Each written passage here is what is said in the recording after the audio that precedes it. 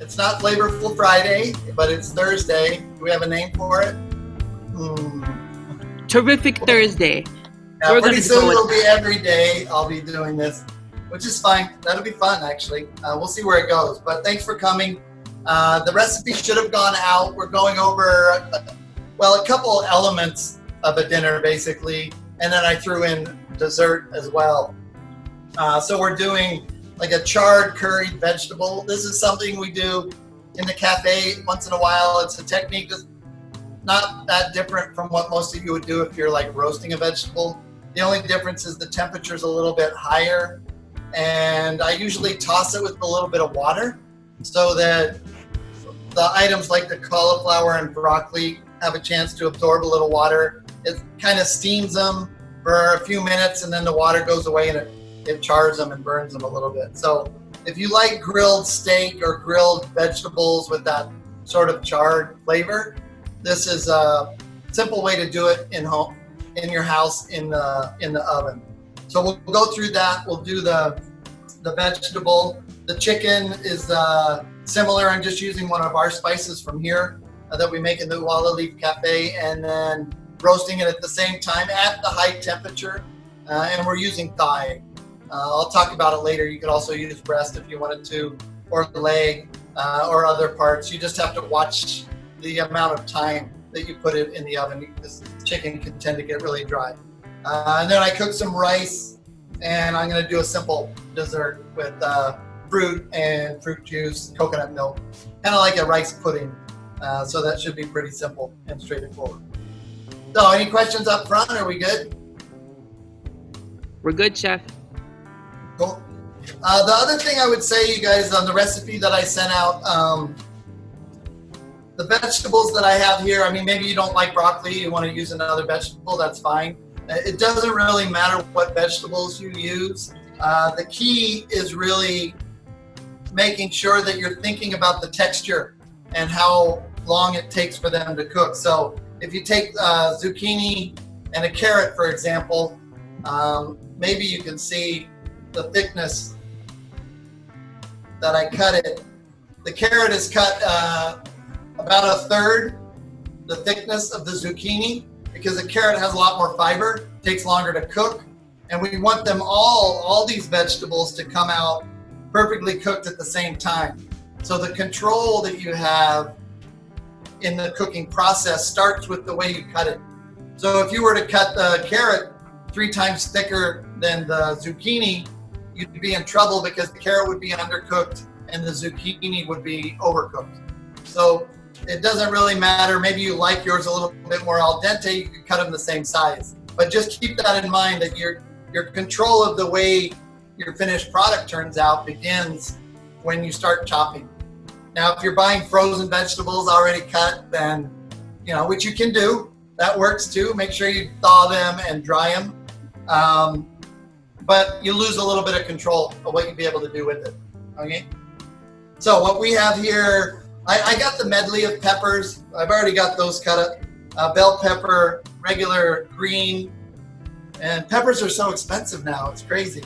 It's like $7 for the little orange, red, and yellow blend. So I bought a bag of those and 1 green pepper. So I have red, orange, and green pepper cut up in here. 1 medium onion, the carrot, 1 carrot that I sliced. I'm doing the whole head of cauliflower because tomorrow morning I'm doing a frittata, and I'm going to use the vegetables that we make today in the frittata. And when it says bite-sized pieces, it's kind of up to you. My bite-sized piece is different than my wife's. So I don't know if you guys can see that. It's about the size of a quarter, maybe. You can make it a little bit smaller, a little bit larger. Yep, there you go. That works. It's just up to you. But you just have to think about, again, the cooking time and its size in relation to the rest of the ingredients. So the other cauliflower, broccoli. And on the broccoli and cauliflower, you guys, I'll always just cut the end of the stem off, just that last little bit. And there's nothing wrong with the stem itself. A lot of times people throw that away. It's perfectly good. If you want to get real technical, you could peel it or trim it, but the center is delicious. It's very tender. It's really, really good. So So don't throw that away. You can end up losing maybe 15% of your broccoli or cauliflower if you throw it away.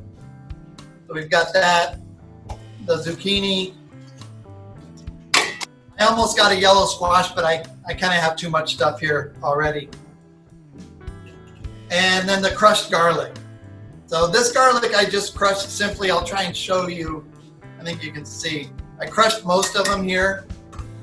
And what we normally do with that is just take a whole clove that's already been peeled, put it on your board. If you're comfortable, you can use a knife and just put the knife on top and press down. You can also use a saute pan, anything flat, just to kind of crush it. So it stays somewhat whole, but it's flattened out, crushed, and opened up, so you'll smell the aroma of the garlic. You'll get the flavor, but it's not diced. For this particular recipe, you would not at all want to chop your garlic fine, because we're going to bake this at a high temp with these big pieces of vegetable and the teeny pieces of garlic. You know what would happen? It would burn. So these can just get mixed a little bit. Luckily, I got a bowl that's big enough. You can use a spoon as well. You might want to go outside if you're doing this for the first time. Just kind of flipping it a little bit.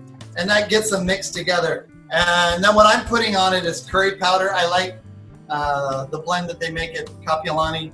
This is Kazuma Kure's. I don't know if some of you remember her. She was a chef instructor there and used to work as a chef in town. And these are some of her recipes. So a packet of that, which we do sell here in the Uala Leaf Cafe. This is one of our sponsors. No, I'm just kidding. They're not a sponsor. I like sriracha, so I want a little bit of heat. I'm going to put in some sriracha. If you don't want the heat, you can leave it out. If you want more, you can add extra, add cayenne, add jalapenos. You could add Tabasco, whatever hot sauce you like. And then importantly is the water. Right? You don't want to forget that, because the water is going to make a bit of a sauce here. And then we want to toss that and allow that water to absorb. Mix in a little bit with the sriracha, the curry, a little bit of salt and pepper. And I'm just using an olive oil blend. You might want to use straight olive oil, maybe vegetable oil, butter. It's up to you. But it is important to have some fat in there that aids in the caramelization. So that should mix up really nice. And because I have a large batch, I'm actually going to put it on the full sheet pan. Spread it out. You want it nice and even. You don't want to have it mounded up.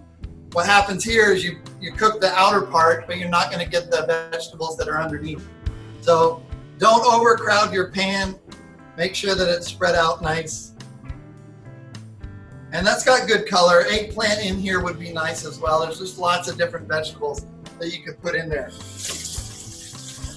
If you wanted to use something like tomato, I would not put it in the beginning. I would dice it, set it aside. As soon as the vegetable comes out and is roasted, you could toss it inside. Okay. So this is good to go for our oven. I'm going to set that there real quick. While we do the chicken. And this one we went to Times last night. I'm using chicken thigh. I highly recommend it. You know, if I'm teaching students to cook, I never let them use chicken breast. It's always thigh. This had bone in. I got it. They were out in the butcher section, so I went over. If you go to Times right over by the dairy and the frozen crab. As a matter of fact, they have like 20-pound cases, but this is a 5-pound box, and it's a gold leaf, and it's like all natural chicken parts.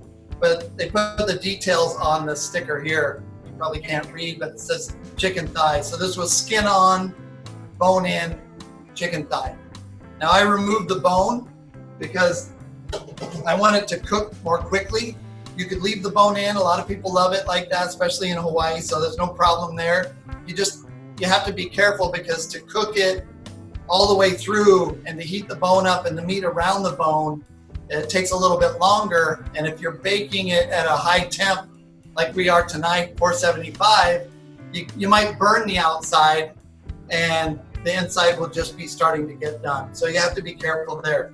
So if you wanted to leave the bone in, I'd recommend maybe lower the temperature to 425 and take a little bit longer. Okay, so we just got the chicken. I have 4 of them here. And on portion size, I'm looking at all that veg I just tossed, and it looks like more than 4 servings. But like I said, I did the whole cauliflower head. I did the whole broccoli head, and it was kind of large. So just play it by ear, and it depends on the serving size. So what I eat portion-wise versus what my wife eats might be totally different. So for the chicken thigh, then again, you can use melted butter, oil of your choice. I'm going to use the same one. And be real careful in the kitchen. Notice if I touch chicken or any products, it's always with my left hand.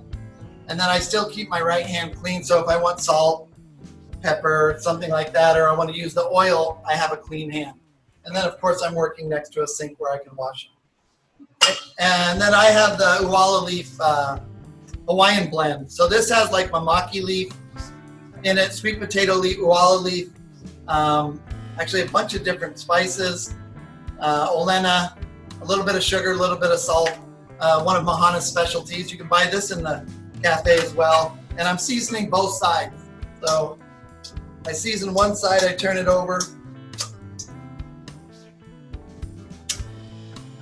And you want to make sure it gets a good amount of seasoning on the skin.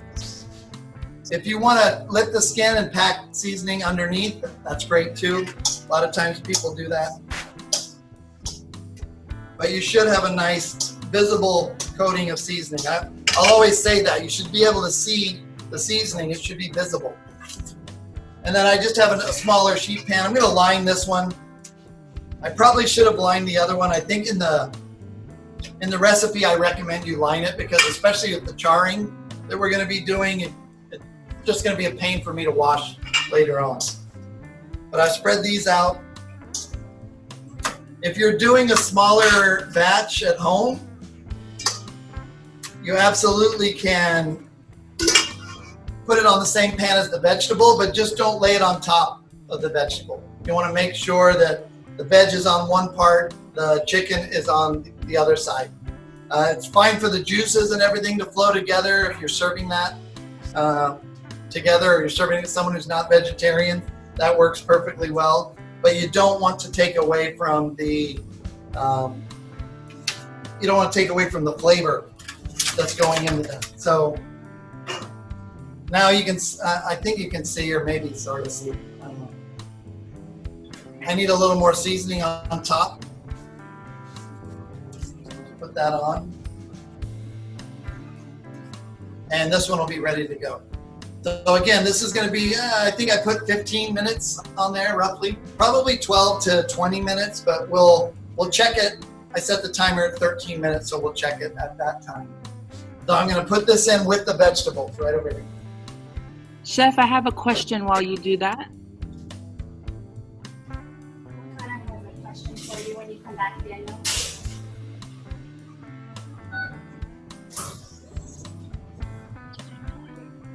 Question? Yeah, I'm sorry. What was it? Chef, Jody is asking, line with parchment paper or silicone mat? Either one. Either one works great. For this, what you're doing really is saving yourself the trouble of scrubbing it. If you have a Pyrex dish or something with sides, you probably don't need to line it. A silicone mat would work great. If you have a non-stick pan or a non-stick sheet pan, you don't need to line it either. It would work fine. The goal is really just to keep the char from having to be scrubbed off later on. But the silicone does work really well.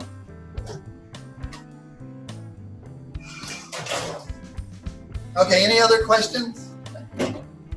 Nope, you're good, chef. Oh, can I see my board, baby? Couscous. Okay. We're done. Thank you so much, everyone. No. You're like, hey, wait a minute. I was robbed. I wanted to show couscous. So maybe some of you folks have cooked it. Hopefully you have. It's a really, really simple, it's like a pre-cooked pasta almost, semolina wheat-based product. You'll find usually in the rice aisle. Let me see. This Near East brand. There's regular plain couscous. I grabbed the one that's garlic, roasted garlic and olive oil. It's tabbouleh, a lot of the different grains and the Middle Eastern type grains that are used for salads and starches are in the rice aisle, kind of in the top shelf, out of the way obscure. But this is super, super simple.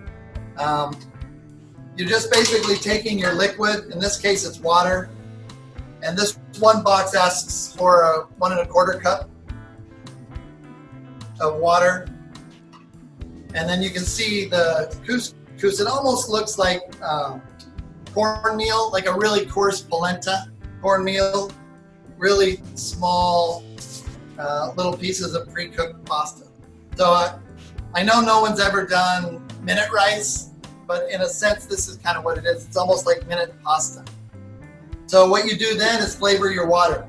So this particular one came with this flavor pack. I've never tried this brand or this particular flavor, but I'm guessing this is where the garlic and I'm guessing not olive oil. It looks like some herbs and spices in there, and that will go into the water. Now, if you get the regular plain one, the price is the same, so I figured I'd try something a little bit different. If you get the plain one, you can make this with vegetable stock. It doesn't have to have meat in it. It's super fast and super simple. And then a little bit of olive oil that I'm adding. This is where butter would work really well also. And then it's really, really easy. All you're doing here is bringing this to a boil. It doesn't take long when you're cooking with gas. And then we take our couscous, we're gonna pour it in, we're gonna stir it, we're gonna shut it off, put the lid on it and let it sit for 5 minutes.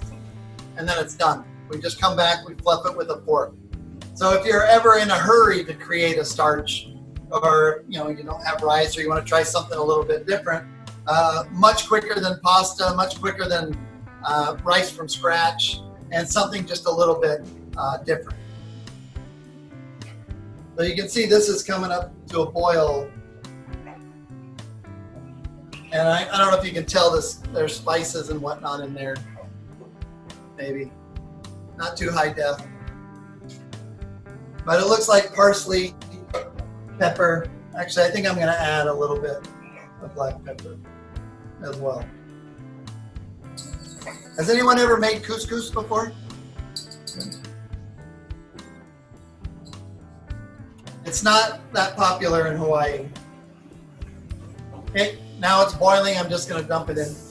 Oh, Jody said that she's made couscous before. Oh, good. Bring some samples, Jody. Come on. So that's all there is to it. It's still boiling because I dumped it in, so then I just shut it off. And you can see it starts to absorb it instantly. You cover it with a lid and you set it to the side. So in 5 minutes that will be done. We can fluff it and serve it. So it'll take a little bit longer for the dishes that we're doing, but it's probably the quickest starch that you can find next to, instant mashed potatoes. Well, probably about the same amount of time. And like I said, minute rice and things like that.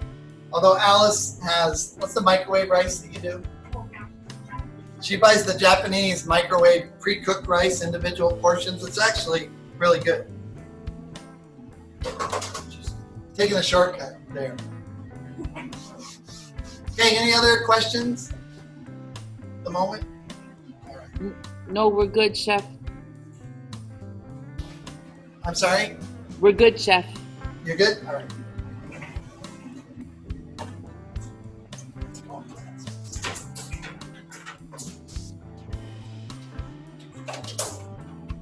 So I have my rice cooker here, my Zojo Rushi.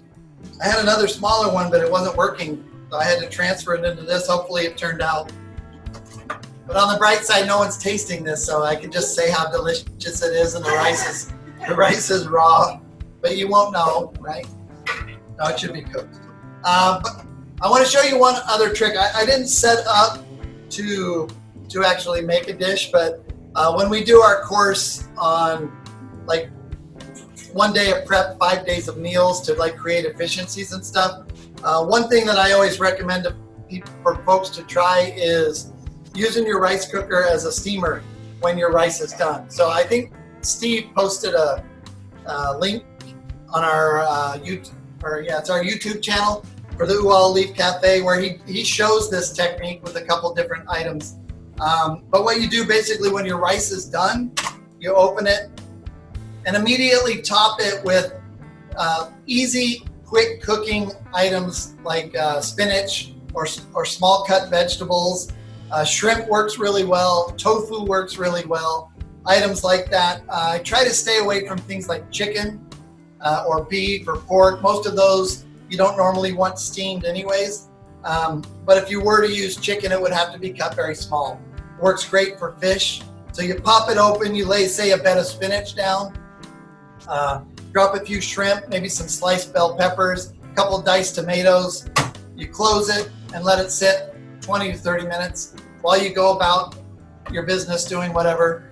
And then when you come back, you're gonna have not only your rice that's done at the bottom, but the layer of steamed spinach or kale or whatever it is, those shrimp with the vegetables and the tomatoes, maybe some garlic, like scampi, so that you can serve the fish or shrimp off the top and then serve the vegetables, and then you still get to dig into your rice. Now you may get a little bit of the flavor that goes into the top layer of the rice, but you'll still at the bottom, depending on the portion size you're making, you'll still have that regular rice at the bottom. So that's a really, really good way to kind of add another meal to something that you're already probably doing every day. Steve, I think in his video is using like leftovers. So you can use leftovers too, but I recommend like a nice fresh piece of fish or tofu or shrimp or something with your favorite vegetable. Okay.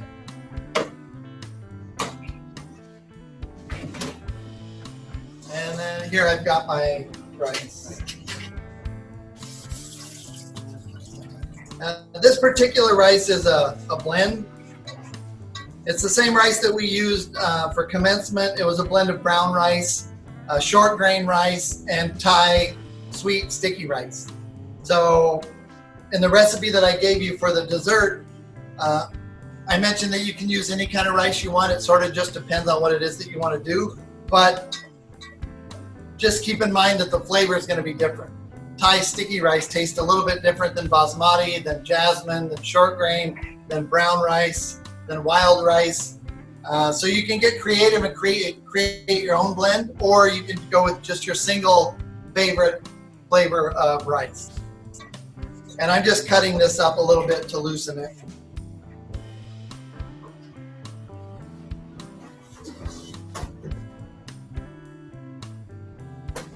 And then I'll grab our tray here. So this one's pretty simple, straightforward. I picked up coconut cream. I meant to grab coconut milk. I never really used coconut cream. It was in the fridge, but I mean, some of you may use it, but look at it. It's like, I don't think I'll need a whole can. It's a little bit thick, but it's also cold, so it's set up. With the hot rice, it'll probably melt out, and the juice. But this looks pretty interesting. I've never really used it. We always use coconut milk. It tastes the same. And let me check the veg real quick.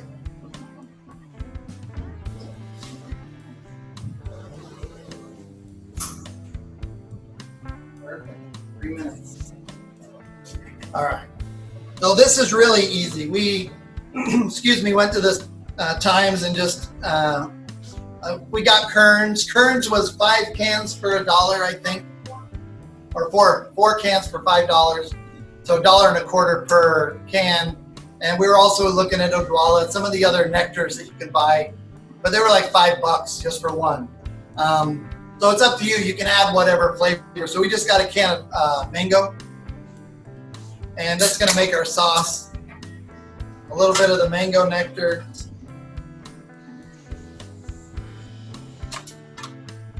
A little bit of the coconut cream. I'm going to add about half of it to start. I can always put more in there. A little bit of sugar. The nectar is already sweet, but the cream is not, the rice is not, and then we have fruit, of course. So you can adjust that if you want. You can substitute sugar with sweet and low or your favorite artificial sweetener if you want. And then we just stir in a little bit of rice. You're probably going to want to check that veg when the timer goes on, if I'm still, please. And I'll be honest, I'm not a big rice pudding eater. I know it's popular, especially the sticky sweet rice, Thai style with mango. It's kind of what the inspiration for this was. But yeah, I don't eat a lot of rice for dessert. I don't eat a lot of soup for dessert. I prefer a souffle or something if I can get it. But you'll see as I fold that, it does melt the cream. I'm going to add a little bit more of that.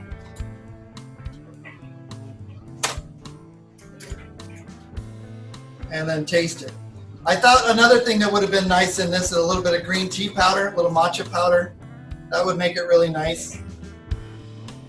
And this could be served warm, like right now it should still be a little bit warm. It is. Or it could be served cool, room temperature, refrigerated temperature, and some people even bake it.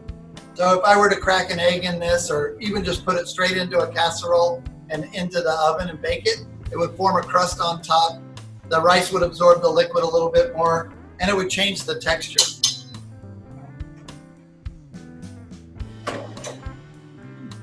It's pretty good. About right. And then we just got some of the fruits that were available to us. Strawberry, blueberry, some kiwi, melon would work. Any fruit you want, whatever's in season is what I would recommend. And that's kind of why we went with the sort of neutral mango. We didn't want to go with something that might be a little overpowering, like guava. They had guava. If I had fresh guava, that would be perfect to add to that. And then I'm just going to put it in an individual serving here. How's that looking? Good? Yeah, should be good. You can put it right on the counter. So it doesn't have to be an individual serving, and the consistency is up to you. This one is a little bit thinner. I could add more rice if I wanted to. I have a little bit left, but I'm going to go with this consistency. So if you're having a party in advance, you can scoop these up, put them in the fridge. If you wanted something more high-end, kind of plated style. And then Alice got creative. I don't know if you can see that. Sliced up strawberries really thin and put it along the side, thin sliced kiwi and a blueberry cut in half. So if I fill that up now, it should make that look really pretty. And that's something you could do with like a larger glass bowl. Much easier with a straight edge glass bowl. You line it with the fruit and then pour in your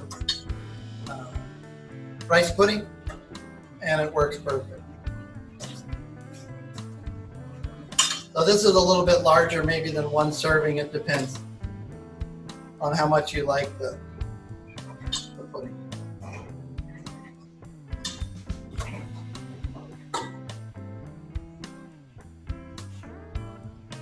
And then if you're doing individual ones, you can come back and add the fruit.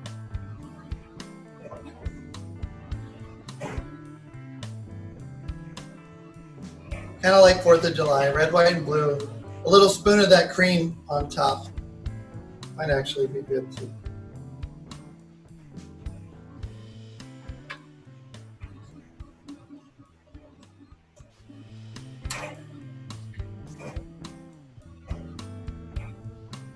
Strawberries.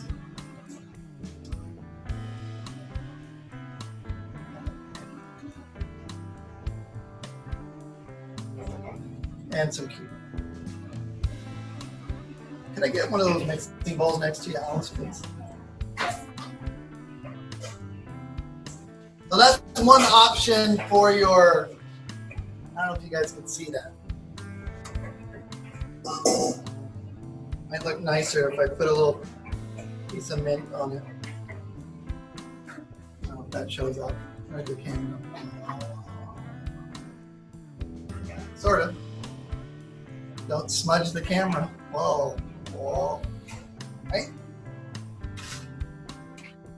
The other option is to take the fruit and mix it together. And if you do that, especially once it's cut, like strawberries, kiwi, the blueberries won't really bleed out a lot of flavor because they've got the skin on it. And a little bit of sugar. It's called macerated. And then you just toss them together. Use a spoon, a spatula, or toss them by hand. And normally I'd let that sit in the refrigerator for about 30 minutes to a couple hours. And the sugar will start to pull the juice from the strawberries, from the kiwi, and you'll end up with like a little bit of a sauce in the bottom. And you'll still have the beautiful color. A little bit of Grand Marnier, Alice just said. Sounds good. So that could be served on the side. And then even with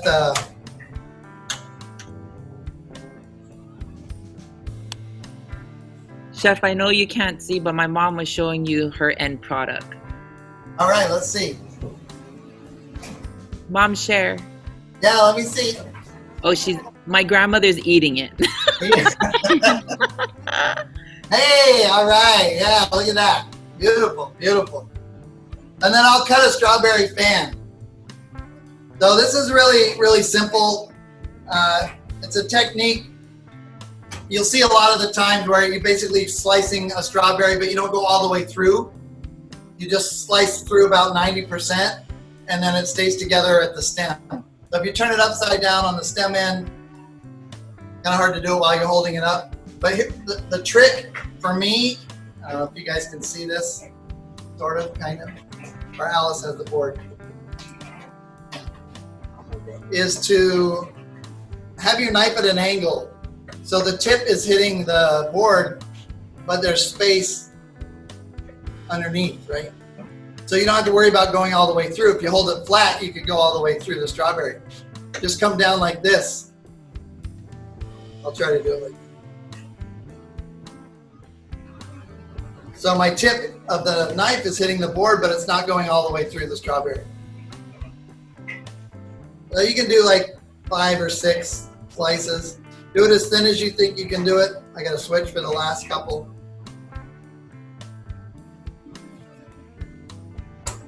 And then you just simply fan it out.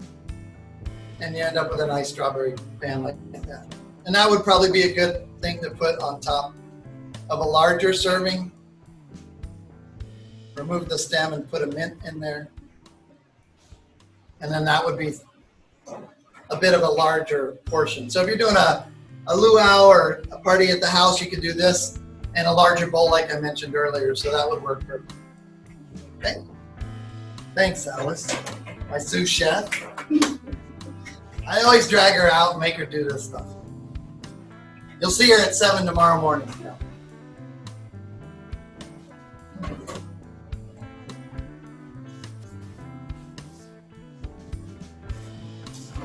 Okay, let's take a look at the chicken. You can see the color we have here on that.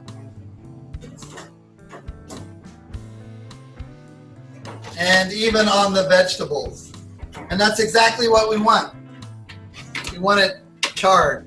And I will tell you that probably the most addictive thing in here for me is the broccoli, because those ends get a little bit burnt, the little floret part, and it just kind of gives it a really nice texture, crumbly, and you get charred, yet you still get the stem of the broccoli and the heart of it that's still fresh, which is really, really nice. So that's basically the color you want. If it's spread out evenly and flat, you don't have to worry about like stirring it or scraping it. You shouldn't have to do that at all. One layer of veg should cook evenly. So you can sort of see like the cauliflower got a really nice color to it. That makes a huge difference in the flavor of the dish. The broccoli, as I mentioned, same thing. Now it's just this side of burnt. Some people might call it burnt. If you don't like that flavor, you're not going to like this. Reduce the temperature in the oven and just roast it. Slower, lower temperature, slower, longer period of time, and it'll come out the way you like it. But that's about exactly where we want it. And a lot of times this then gets tossed. You can put it in a pasta salad. You can serve it with rice. You can serve it with tofu. It can be vegetarian style, or you can serve it with your favorite meat.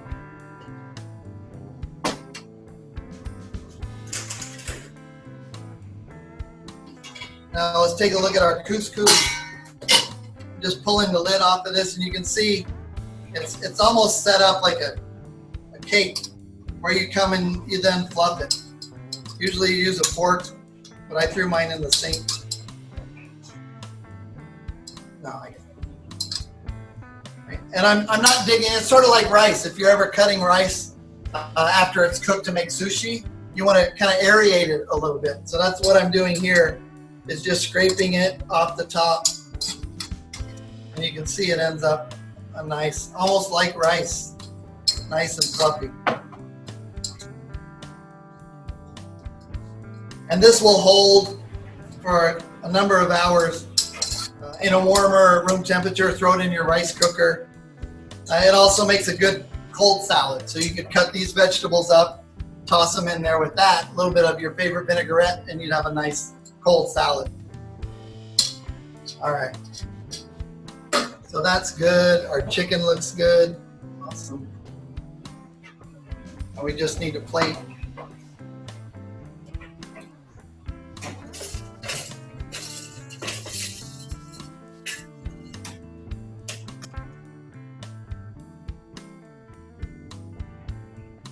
So a nice portion. And that, like I said, that's probably more than 4 servings.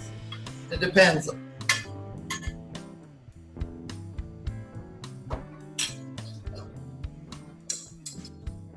little bit of the couscous.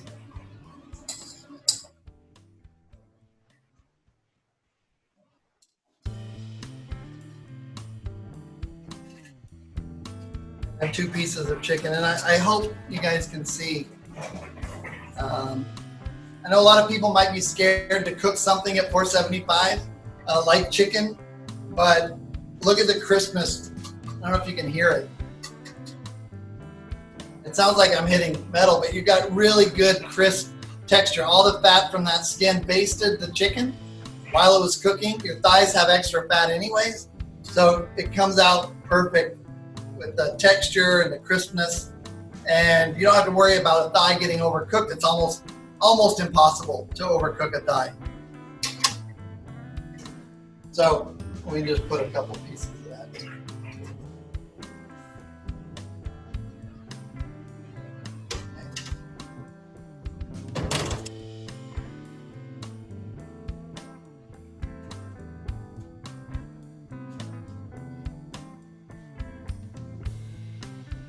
So I guess that's basically it right there. I don't know if you guys can see it. Sort of, kind of. There's dinner. Ah. Yeah, any questions from anybody? Oh, my mother has a question. Yeah. What you like?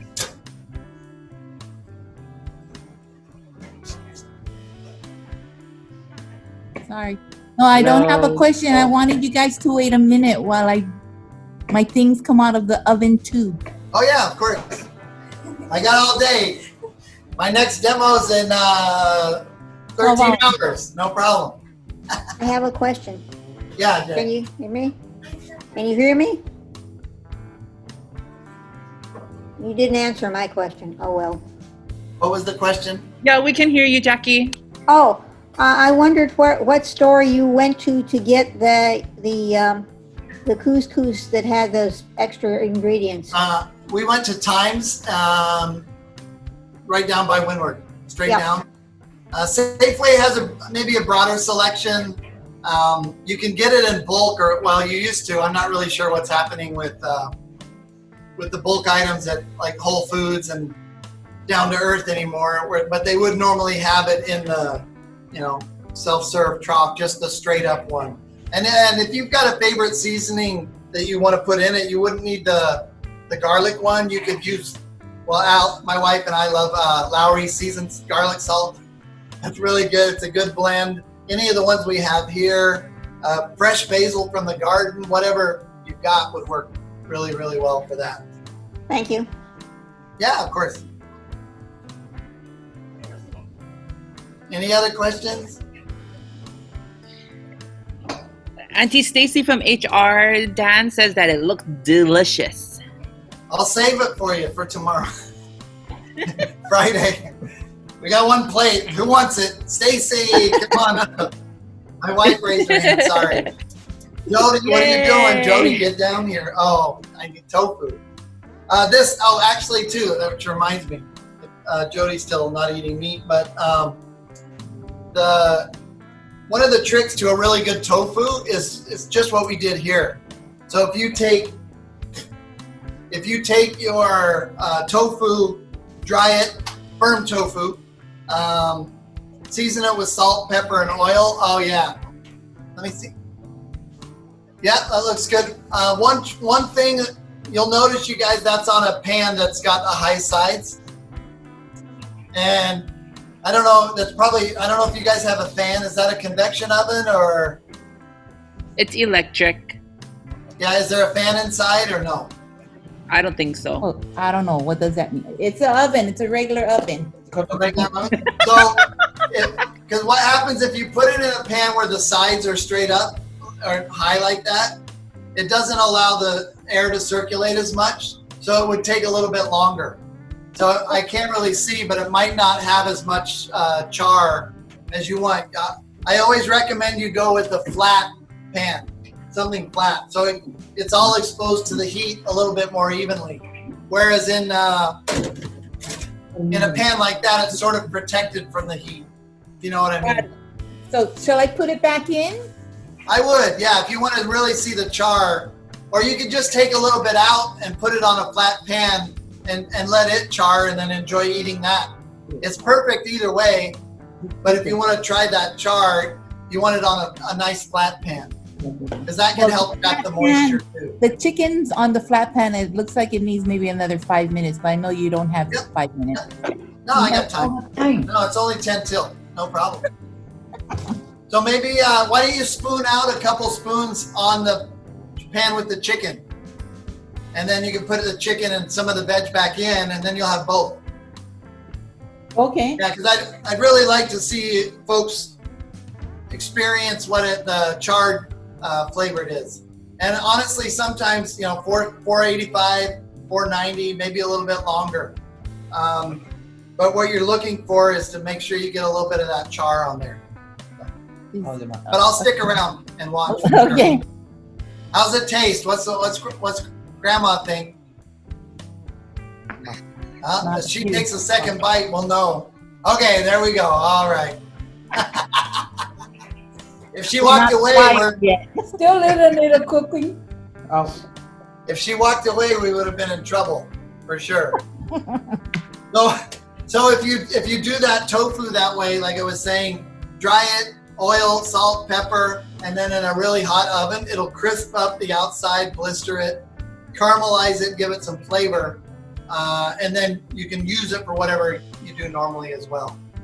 So, yeah, great job. I'm glad we get a C. That's pretty cool. I like the artwork in the back. Is that the macrame? It's real. Quilts. The Hawaiian quilt. They're Hawaiian quilts framed on the wall. Nice. Did you make those? I did not. My grandmother did. Oh, very nice. Beautiful. Thank you. I like it.